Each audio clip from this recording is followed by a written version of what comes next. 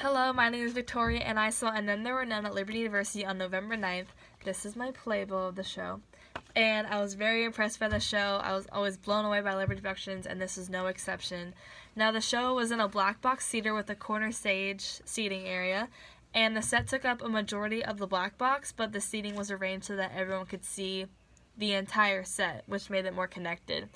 And there was very ominous music playing overhead, which gave the feeling of a dark storyline, and it made sure that the atmosphere was very eerie and creepy, but the setting itself was very orderly, which I thought very ironic because the situation is very anything but orderly. And there were no specific notes in the actual program, but in the lobby there was a mini set design with background of the play, and it said that the play was to be set off the coast of England on an abandoned island during the World War II era. Now, the main protagonist of the show is Vera Claythorne, who is played by Sydney Borchers. She was a very beautiful, intelligent young girl who was very guilt-ridden about her past, and it comes back to haunt her. And then I also want to take note that the main protagonist could be Philip Lumbar, who's played by William Cloud. He was a very boisterous, confident, and cunning individual who was kind of the love interest for Vera. And then we had Sir Lawrence Wargrave, who was played by Brandon Yoder. And he was a very commanding, clever, and prideful judge. And then there were other significant characters of the show, even though I'm only going to mention the ones who were alive after intermission. So we have Dr. Armstrong, who's played by Vincent Sadler, who is very stoic and cautious. Emily Brent, who's played by Becca Schultz. She was a very religious and judgmental woman.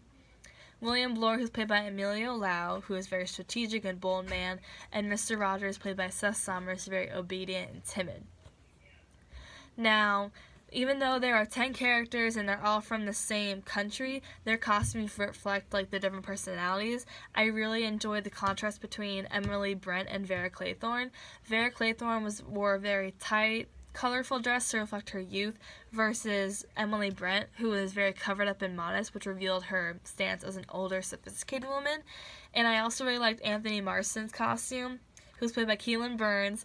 And even though he wasn't alive during intermission, he was dressed like a very dapper man. He liked to play by his own rules. And Brienne Ross, costume designer, did a great job about this. The one word that I would describe the entire play is suspenseful. Now, the storyline is that all 10 people are brought to an island by a mysterious man, and they're all being killed off one by one, and no one knows who the murderer is.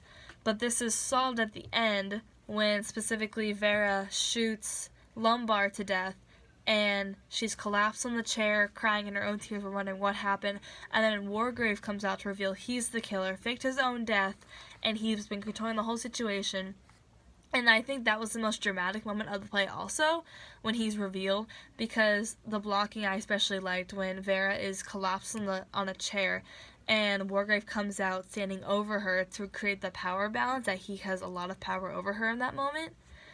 And from that, I want to applaud the director, Andy Gefkin, because I really enjoyed the blocking, especially throughout the entire show, where it's very hard to connect the audience members when someone's back is turned to them, but he made sure that every character was facing some part of the audience so they wouldn't be disconnected. I also want to applaud the actors and their British accents. They sounded very authentic, and they also gave the depiction that they were all from different parts of England, so they all sounded different, which I really liked. As far as the lighting design by April McWilliams, she did a very good job of depicting an island scene and very cut off from society. There was bird very cut off from society because it was very peaceful, but it was very ironic for the entire situation. And I also liked the complete blackout during the scene changes, which illuminated the feeling of you don't know what's going on, the characters don't know what's going on. And the scene design made by Connie Hecker, it was a very detailed set that mirrored the time era of the play, which is very elegant, rich English people. And I also like the staircase and the balcony balance. It created that different vantage point. And I also want to applaud Faith Gianmarco, who is the stage manager. The production ran very smoothly, and even in complete blackout, the actors found their places in little time. Overall, I really enjoyed the show. I was really impressed by it, and it was once again another great Liberty show, and I can't wait to see another one. Thank you.